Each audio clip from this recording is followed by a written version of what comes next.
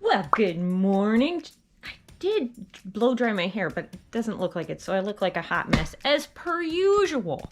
Now, today I'm going to talk about two things. I'm going to talk about schedules, morning routines, possible homeschool morning routines that you can adopt or have, or how to get one. And also I'm going to be talking about how to homeschool, like in the beginning, when you were overwhelmed, you're like, I'm going to homeschool my kids. Where do I start? I got some info that I found helpful, and maybe you'll find it helpful too. Oh, let me close my closet. Okay, so first up, of course, we have products of the day. Now, take a look at this. So this is the Burpee Super Seed. Okay, so it's for planting seeds in, and then you transplant them outside. Now, what's so remarkable about this? Why do I like it? I like it for one reason, and one reason only. It is washable. It's dishwasher safe. You put it in the dishwasher and it's reusable. That's it.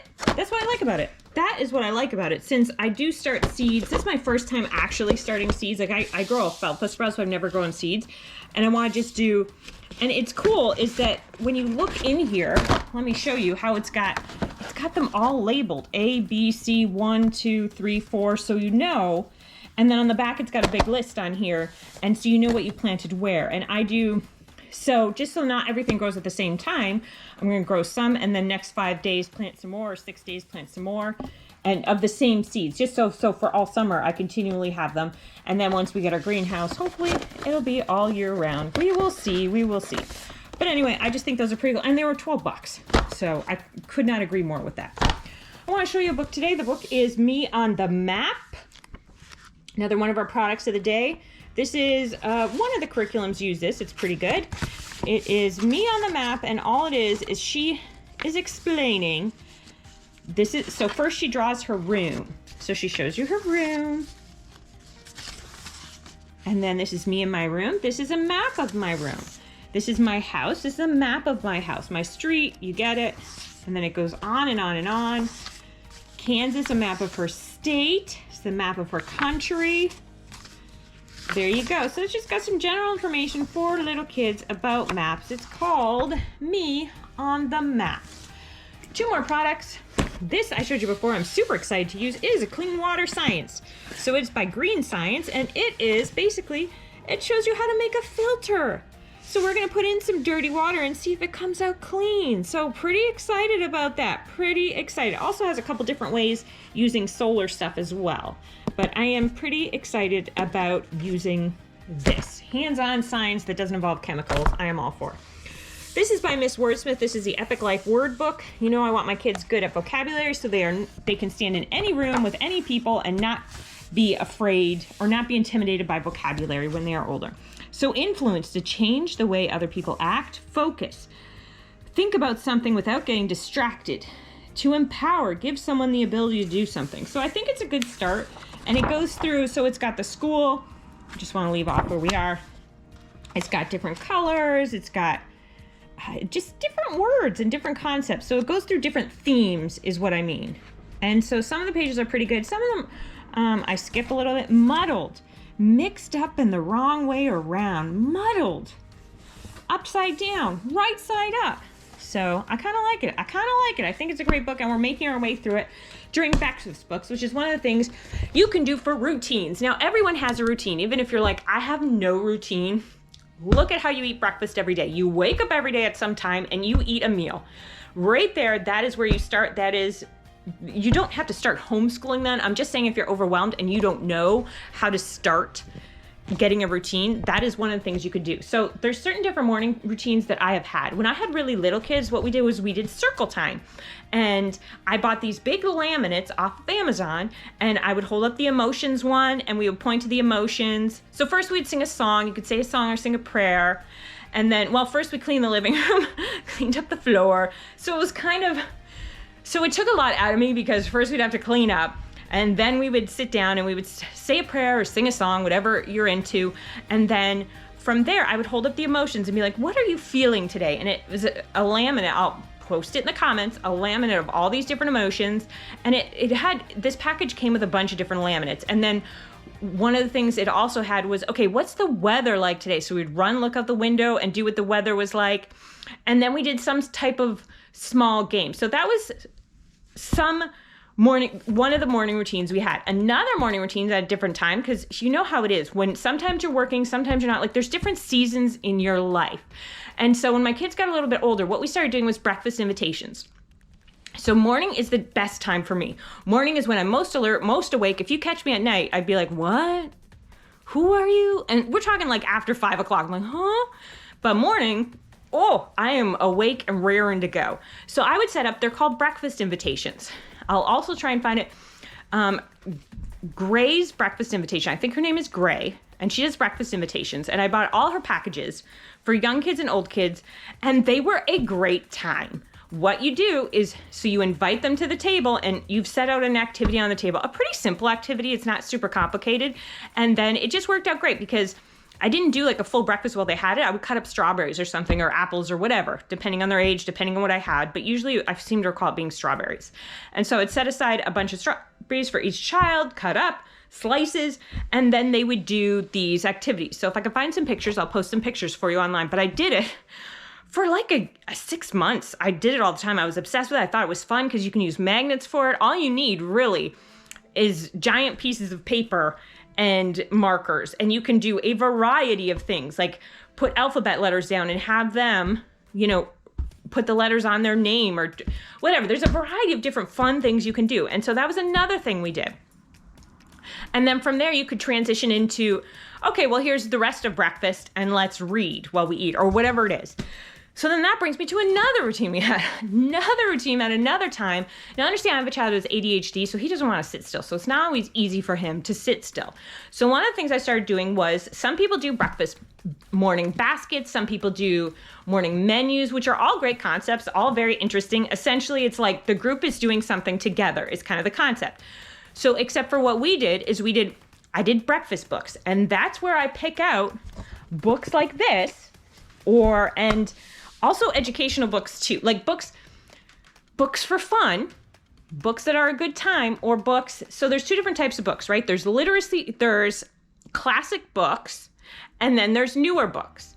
Both are good. Both are entertaining stories. It just depends on, if you're more religious, you probably will tend to like the classic stories better, which are, like 1950 stories around there. For little kids, which great stories like Virginia Hill, I think one of her, The House on the Hill or something. I don't know. There's quite a few of them. I'll put 2 lists down so that you can see. But really, there is, for more modern books, it's Torchlight. If you go to Torchlight's website, they have a free book list. The grade one's my favorite. And you can see a bunch of different books. And I'll put another book list in the comments as well. And that is for classic books. So like Harry the Dirty Dog is an example of, what's his name? Harold and the Purple Crayon. So anyway, either way, that's the time that I would sit. I would read to them. One of the times I would read to them, but I would also go through, for example, so take a look at these books here. So this is The Atmosphere. So this is a time when I would pull out a couple books on science that we're going to be talking about. Simple books, simple concepts, complicated concepts, but explained simply. And that's what I would.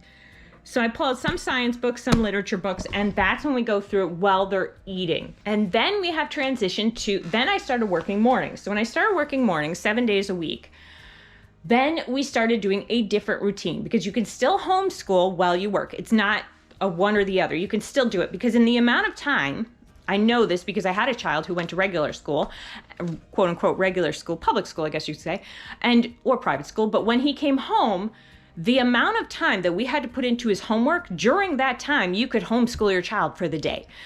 And one of the things we would do while I was at work is I would say, okay, you can watch science videos. So I would get up after we played together. I would put on like Mystery Science on TV, on YouTube, or Peekaboo Kids, or Homeschool Pop, but something kind of interesting, like Crunch Labs is pretty interesting for kids. Things like that. I would put them on TV and let them watch some science stuff in the mornings while they ate. And that was just something where they got science in. And then while I was gone to work, they could do a couple things. They could do reading eggs. They could do Code Spark. So things like that. So either way, you kind of always have a routine going. You just have to decide what's right for you, and don't feel bad because you want this different routine. You can it's just a season you're in. For whatever reason, it's a season you're in. Oh, wait, the last thing before I do that is, okay, so there's 2 types of checklists you could do. So this is Lachlan, my son, his jobs and responsibilities. This is just an example. Brush teeth, dirty clothes in basket, clean plates off tables, reading eggs, invention ears, or ABC Mouse or Khan Academy he has to do. Math, wash your hands, bed in the laundry basket, just because sometimes he sleeps down there and he's got to put in the laundry basket, and read with mom. So these are on his list. So there's 2 types of things you can do. Like, no, you can't play. And then after you are done, you can do like Mystery Science, Ani's House, Magic School Bus, or whatever. Like whatever you feel like. So then, of course, dry erase markers or wet erase markers, he can check this off. Or an alternative is that you put a list of everything on here. So notice how it says like reading and math are on here every day, reading eggs. So learning about English and learning about math every day. He's young. One of the things you can do is you can put everything down, all the subjects, all the chores, and then as you get up, you decide what you're going to do today. What do you feel like doing today? And then you check off what needs to be done. So it's kind of like a reverse checklist. Therefore, because if you can't be on top of making sure he does all this stuff every day, well then get up and decide, okay, he's got to take a look around and be like, you've got to brush your teeth, you've got to put your dirty clothes in the basket. I need to see some math done. Okay, so that's one of the things you can do. So, or another thing is leave a blank. One of the things I have for my older son is ask mom if she needs help with something. Ask mom if she needs help with something. That's super important to me. And then just so he gets used to saying, hey, is there anything you need help with? And then I leave a blank spot here that to mark down what you want. So to me, there's 2 different types of checklists you can do. Now, so these are different homeschool routines or homeschool morning routines that you can go through. Some people, they do all the chores and then they sit at the table and then they do read alouds while they eat breakfast. And that's a great way to knock out history is, hey, we're going to do a history read aloud. There are some stories in history that are super interesting and some are boring, but some are very interesting. And if you find them, then good. So you could do, for example, the story of the world. You can do, there's also the secular one as well that I've read part of it, but I haven't bought it yet. I'm going to do both. I'll probably read both. So I can't say for sure about that. But anyway, it's a great way to knock out history as a subject. Watching science on TV, kind of a great way to knock out science. Now, let's go into homeschooling. Say you're homeschooling and you're starting or you're overwhelmed and you don't know where to begin. All right, I'm going to give you some advice. Take it or leave it. Do whatever you like. You do not have to listen to this. One of the things I would do is I'll put the link in the description from Waldorf Way. She has skills that need to be mastered for every grade level. Your state has them as well. They're just not as easy to find. I don't find them as easy to find, where it's like, your kindergarten checklist of things that need to be learned, but every state has them. And what you'll find is it's surprisingly not a big list. And what you'll find too is that you'll probably find that your child is ahead in some areas and not in the other areas. That's not concerning to me as a homeschool mom because you're working at the pace of your child and because you're not on a deadline. Like if your child's going to go into high school and they need to know certain things for high school, you can learn those things before they head in. Do you know what I mean? Like the summer before, the year before, you can sit down and knock those things out generally. And kids will learn them faster because they're older. So it's not like, oh my gosh, if I missed something at this grade level, that's it, that you're screwed. You're not. That's not really the way it works. The second thing is you do not have to be an expert teacher in order to teach your children because the curriculums, if you use a curriculum, which you do not have to, you can certainly get books at the library and read that way and do YouTube and play games and things like that. But if you decided that you wanted a curriculum, those curriculums are made by teachers. So it's not like it's kind of like you're a substitute teacher, except you're not. It's the same concept where you're going into a classroom and you have the curriculum provided for you. And so you're utilizing that curriculum. Now, I keep in mind there are some curriculums I would avoid because they are overwhelming and they are too much. But let me give you a couple different ideas. So there's all-in-one curriculums where it has everything in there and you go through. That's fine. Generally, that's okay. The ones I'm going to mention, I think that's okay for because they make exceptions for reading programs and for math because your kids may not be on par with those. Like you may, for example, my one son for reading, a little behind. My one son for math, ahead. So using different curriculums for those subjects and not the all-in-ones, you could still use the all-in-ones because an all-in-one generally takes that into consideration. Now, another thing you can do is to split your curriculum up into different subjects.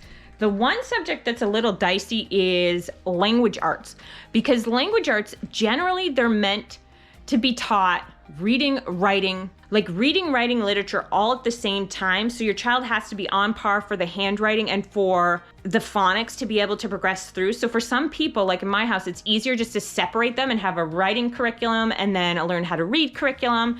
Like All About Reading would be a learn how to read curriculum. So let me talk about, okay, so I'm going to tell you two different curriculums. If you are Christian, a really good, easy to follow, not overwhelming curriculum, and I understand I bought them all, would be My Father's World. I think it's very easy to progress and go through. Now, I do use an all-in-one curriculum, but I like it. It's moving beyond the page. And I like it because it does incorporate everything, but it's not that extensive. So it doesn't take up that much time. Now, I've done many videos on it. I do it almost like a supplemental. So I have it and I use it, but that's not our primary stuff. So let me show you generally what I recommend is to do reading, writing, math every day, but do curriculums that you can just open and go. Let me show you in it. Let me give you an example. Now with math, there's two types of math. There's Saxon math, which is it's not Saxon math.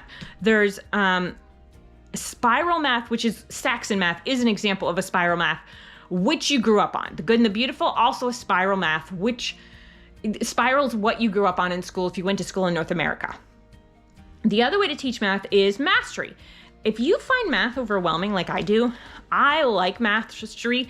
The countries that score the highest in math use mastery. There's not a bad math curriculum. If your child's learning math and they enjoy it, there's not a bad curriculum.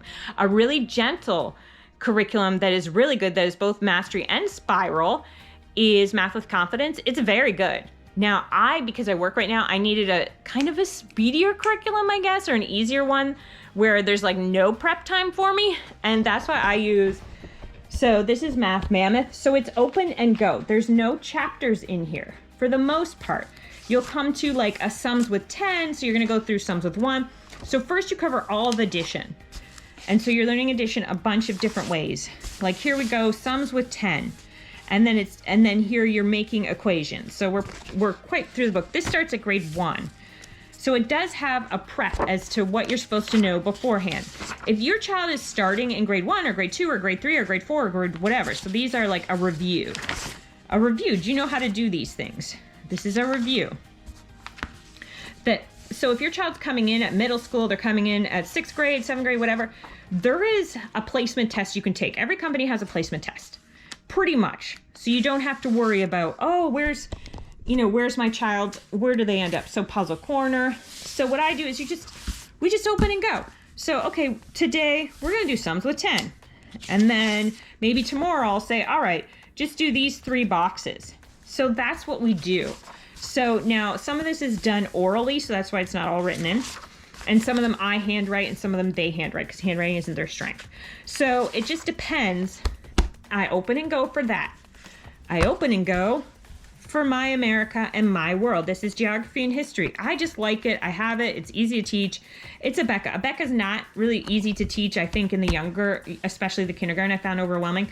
But there are some things I love from it. So I'm an eclectic teacher, and I like some of these things. So some subjects you can try and teach every day, like learning how to read, and writing. Maybe they should write something that they love or do copy work because they can learn grammar through copy work. They can learn handwriting through copy work. So what I have is a little book and I write down, I'm a good person, and they have to copy that statement or whatever. Some people do the Bible, copying the Bible. So as long as you do reading, writing, and math every day, and then maybe on Fridays, that's art day, art and history day. Or maybe every day during breakfast, you read history. Or on Saturday mornings, hey, guess what? You guys get to watch science on TV. So it doesn't have to be an everyday we cover 8 to 10 subjects. No, and you will find that homeschooling, it's actually very fast. So you don't need to sit down and go through because you're learning all the time. Now, if your state has requirements, it's still, you can do reverse planning where at the end of the day, you're like, okay, what did we cover today? And then make a note of it in your book. So if you have a portfolio, that's what I used to do when I lived in Florida, is I would take pictures of everything we did. And I had a private Facebook group that was just like me and my mom and stuff like that. And I would put up all the pictures in that group. So it was private, no one was in it, but just so I had a record of everything we did. Now, as far as transcripts go, what about transcripts? I've created my own transcripts, and what I do is I take those skills lists that I have. There's also a homeschool book that I was using for them, but I'll switch over to the Waldorf Way ones because I found those online. I just think they're really good as well. And I'll go through and I'll give a rating of like satisfactory or unsatisfactory throughout, like for the younger years, of those skills. Just write down all those skills, and then I'll go through and see, kind of to see where we are. Like you can go through halfway and through the year and then see, okay, you know what? I think I haven't learned about light yet. I haven't learned about the life cycle. So I'm going to pick up a few books on the life cycle, or I'm going to Google a video on the life cycle so we can kind of nail that down and discuss that. So I find that's what I like homeschooling. But again, if you get a curriculum, the curriculum I would avoid, and this is just because I bought them all, I would avoid Sunlight curriculums. Not all of them, just their science. It's very intensive and I think it's overwhelming, and you don't need to cover all that stuff. When you look at what do kindergartens need to know, it's not as extensive that requires these big thick books and kind of confusing pages. You want, in my opinion, you want something simple. Simple that you can learn and simple that you can do. So for science, for example, this is religious, but you can do, if you wanted secular, you can do the Blossom and Root. And even if you're Christian, you could still do Blossom and Root, and it's got a simple nature curriculum in it and a space curriculum and a learning about our world. So it just depends what you're looking for. So you don't need to get overwhelmed. One of the things I do when I am planning, so I plan differently. So every week I'll sit down on Sunday and I'll decide these are the books we're going to read for the week. And I will put them on that bottom shelf that you're seeing up there.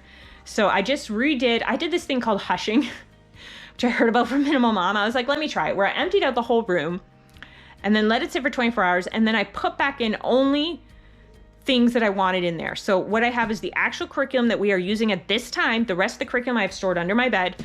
And because, sometimes there's just so many things that you want to teach and that you want to go through. So I just had to pick out, for the next, till we finish these books. So we'll go through till we finish it. And once we finish it, okay, then it's out of rotation. This is Building on the Rock. It's a Christian curriculum about God, and it's got Bible stuff in it. Once we're done, I take it out of rotation. Okay, I take it out of rotation, and then I can put in, life, the human body, or whatever it is interesting. This is just creative problem solving. It's just a fun book that the kids like to do. I bought all the critical thinking coming books. This is the only one I really like. There's another one I like, but it's for a little bit older kids. But anyway, so it's just about, Lisa's about to do a belly flop. Use your magic pencil to help her make a soft landing. So you just come up with ideas as to how to help these people. And there, it's giving you some examples in the beginning. So anyway, as soon as we're done that book, I take it out of rotation, because you can do a book for, say, maybe you spend 3 weeks on science and you're just, or, I'll spend 3 weeks doing, okay, we'll do math and reading, but, I decide, I'm going to knock out information about America, my world. Like, this is the book I'm going to knock out now. And you can do it for any book you want. And then, so yeah, every day or every second day you read through it till it's done. I'm telling you, you're done in like 2 weeks. Like, it's not long. And then, okay, you've knocked that book out. Now, let me tell you something cool that we do for a review. I've started doing it and it's such a big hit. I've showed you before with my one son doing it, but I've done it with both of them yesterday, and it is very fun. So it's where they stand at one end of the room, and then I kind of quiz them. I don't ask them. It's not a competition between anyone.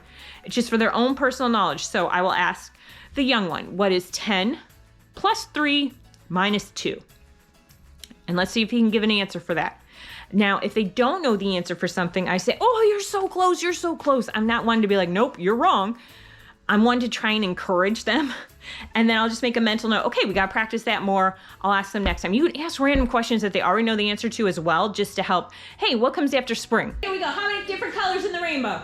7! If you take all the colors in the rainbow and you take away 2, how many we got left? 5! All right, take a jump. You're moving too many spots. Okay, this one's a tough one. What comes after fall? What season comes after fall? All right, so that is all about homeschool morning routines and how to start homeschooling for beginners. So if you have any questions, please leave them in the comments and I will be sure to answer them. And watch my videos if you don't mind. If you want to see new products and new books, watch my videos and share them with your best friend. Thank you.